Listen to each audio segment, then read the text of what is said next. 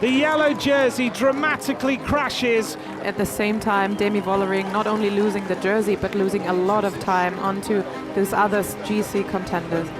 This is it. How much you want? Come on, Kasia. It feels very special, for sure.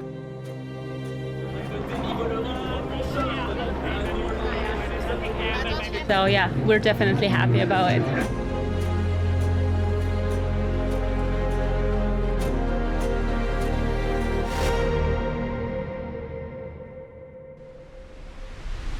Kasia, last day, are you ready for the fight? Yeah, definitely I'm ready. It's been such a hard stage race so far, so it's definitely nice knowing that, okay, today is the final push all out and then let's see what happens. C'est l'étape avec le plus de dénivelé que j'ai jamais fait. On va dire 19 km de contre-la-montre et ensuite la même chose sur l'Alpe d'Huez, quoi. Et vous, la bataille, elle va se déclencher à quel moment? Dans la dernière ascension ou dès le Glandon? Le Glandon, c'est une difficulté vraiment très difficile, donc je pense que ça fera déjà la différence. Et puis avec les organismes qui sont déjà très fatigués, des Glandons, je pense que ça va faire mal. Ouais, il peut y avoir plusieurs scénarios possibles. Et en plus, on a vu que les échappées aussi allaient souvent quand même loin dans ce tour. Et il y a un petit peu un jeu de poker entre SD Works et Canyon. Donc on va essayer de tirer notre épingle du jeu là-dedans. Yes, it's I think one of the hardest stages there's ever been in the women's cycling. So yeah, it will be really hard and really long, but I think also really beautiful. What a beautiful outfit. Can you show us everything? The bike, the socks? It's so nice. The team promised me a bike, but then yesterday the boss said, Justine, after this performance you can keep the bike and take it at home, and it's just amazing. This bike, I hope it will give me more power today and go again all in and see what happens.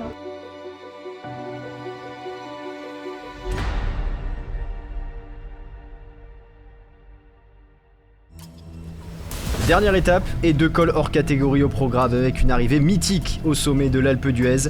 Finir par la montagne des Hollandais après un départ des Pays-Bas, la boucle est bouclée pour le peloton de ce Tour de France 2024. 22 femmes composent l'échappée du jour avec évidemment l'une des attaquantes de la semaine, Justine Guesquière. La meilleure grimpeuse prend 5 points en haut du col de Tamier, première ascension de la journée, assure pratiquement sa tunique avant de mettre le clignotant dans le col du Glandon. Et Tristan, c'est en train d'exploser à l'avant. Ouais, après le coup d'accélérateur de Lucina Brandt, là c'est Justine Guesquière qui en fait les frais. La Belge n'est pas la seule à souffrir, les 19 km du Glandon font des dégâts, dans le groupe maillot jaune d'abord, dans l'échappée également où l'on ne retrouve que 7 femmes à 13 km du sommet, notamment Silke Smulders. I think for everyone is just tired now, so there's nothing to lose and there's no more days and just give it everything the last day. Le peloton est toujours à 1:20, 1:20, 1:20 for the bench, stable gap. L'échappée se décompose peu à peu. Guesquière se fait reprendre par le groupe maillot jaune mené par la SD Works et Nîmes Fisher Black. Le rythme, emmené par la néo-zélandaise, poursuit l'écrémage. Même certaines leaders sont lâchées, à l'image de Thalita de Jong ou Juliette Labousse, 5e et 4e du général. La championne de France, malmenée hier, se montrait pourtant optimiste au départ. Je pense qu'il faut être forte mentalement parce que beaucoup de filles ont les jambes lourdes. J'étais pas la seule hier, je pense. Donc il faut y croire jusqu'à la fin, même avec des jambes pas terribles. Sur le Glandon, tout le monde souffre, à l'image de Marion Bunel, la Benjamine du Tour. Bunel finit par lâcher les meilleurs juste avant la grande explication, lancée par Demi Vollering à 2,4 km du sommet. Demi Vollering, ça y est, c'est parti. Demi Vollering. Un éclat derrière. Leviadona qui perd le contact. Elle perd déjà le contact, le début de la remontada pour la néerlandaise. Buck Peter s'est distancé aussi. Entre Nivadoma et Vollering, c'est le jour et la nuit. Seuls Royackers et Cavallard, la dernière escapée de l'échappée, parviennent à suivre la tenante du titre. Incapable de suivre la maillot jaune, victime du traînement de choc de la SD Works, voit l'écart grandir rapidement. Le passage au sommet du Glandon témoigne de la différence. 1 minute d'écart entre les deux favorites. Elles sont donc 3 en tête et elles vont basculer dans cette longue descente du Glandon qui épouse celle de la Croix de Fer. Dans la longue descente, Cavallard perd les roues des deux néerlandaises. Séparées par seulement 2 secondes au classement, elles semblent sur le point de se disputer le maillot jaune et la victoire finale. Quelle attaque, Carbaol, elle est à l'attaque dans la descente. Derrière la tête, Cédrine Carbaol tente de profiter de la pente pour s'échapper, sans parvenir à s'extraire du groupe Nivadoma. La Bretonne prend pourtant tous les risques. Une descente à tombeau ouvert, Cédrine Carbol, suivie seulement par Kasia Nevadoma. C'est extrêmement impressionnant. Mais comme un boomerang, la Polonaise revient inlassablement. Dans la vallée de 15 km, la tension est palpable à tous les niveaux. Demi-Vollering. Et oh là là, ça se chamaille devant là, et elle est pas contente du tout, Demi. Où Kasia Nevadoma cherche plus de soutien dans leur lutte à distance. À ce jeu-là, la Polonaise peut compter sur Lucinda Brandt, coéquipière de Gaia Realini, qui se met à la planche pour ramener sa leader et lui permettre de jouer l'étape. Comme prévu, l'Alpe d'Huez va faire office de juge de paix dans ce Tour de France Femmes avec Zwift. Dans les premiers kilomètres, le duo Vollering-Royackers reprend quelques secondes à Nevadoma, mais la Polonaise s'accroche à son maillot jaune. Jusqu'à 5 km de l'arrivée, l'écart reste stable au-dessus de la minute, mais petit à petit, Nevadoma, pourtant seule à rouler depuis le pied, réduit l'écart. Elle augmente le rythme, poussée par cette possibilité d'aller chercher la plus belle victoire de sa carrière. Alors que devant, Demi-Vollering semble plafonner, ce qu'a bien vu Paulina Royackers. Ah, Royackers qui attaque. Elle attaque de Royackers à 2 km 500 de l'arrivée. Et elle l'a vu Demi-Vollering. Il y a Demi-Vollering qui parvient au train pour l'instant à résister. On va voir si ça dure. Oui, Evita Music qui est en train d'accélérer. Evita Music qui est portée par la foule. Elle qui habite à Grenoble. Oh, quelle belle montée d'Evita Music.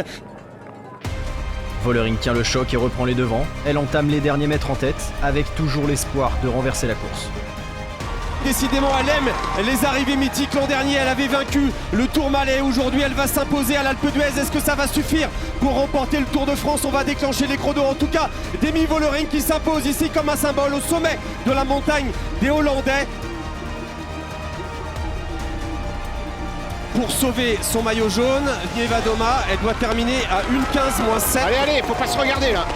Allez, Katarzyna Nevadoma qui va lancer son sprint. Ça le fait, il n'y a pas 15 secondes pour arriver là-haut, c'est bon, elle va gagner le Tour de France, c'est Nevadoma. Katarzyna Nevadoma qui le sent, qui va les sauver. Elle va prendre la bonification. Elle va aller prendre la bonification, les 3 secondes, et elle va sauver son maillot jaune pour pas grand-chose, pour quelques secondes. Katarzyna Nevadoma, oh, ça va le faire. La 3e place pour Evita Music et normalement Katarzyna Nevadoma qui remporte le Tour de France.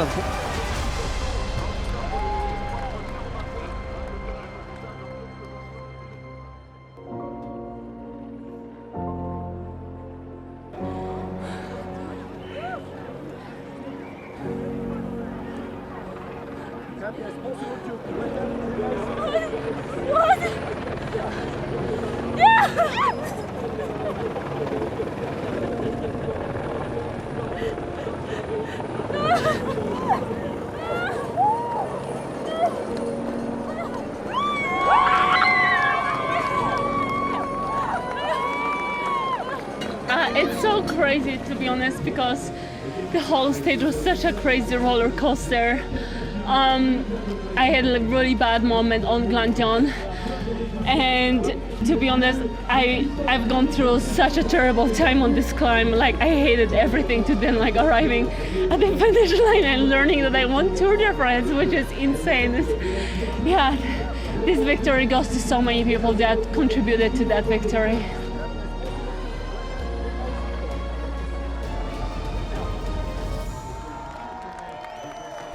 Deuxième victoire dans ce tour pour Demi-Vollering devant Paulina Royackers, toute proche d'aller chercher à 31 ans sa 3e victoire en carrière.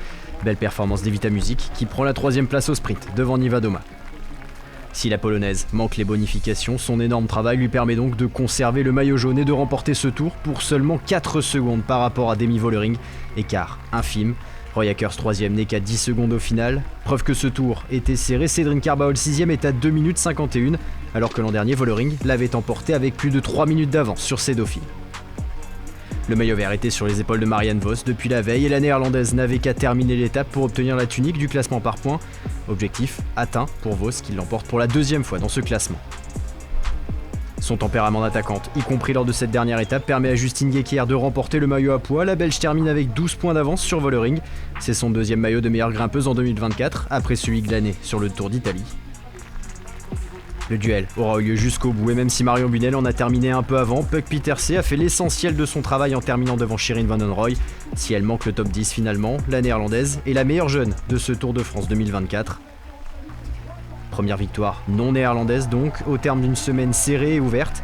Rendez-vous le 26 juillet 2025 pour la 4e édition du Tour de France Femmes avec Lust, avec un départ depuis la Bretagne.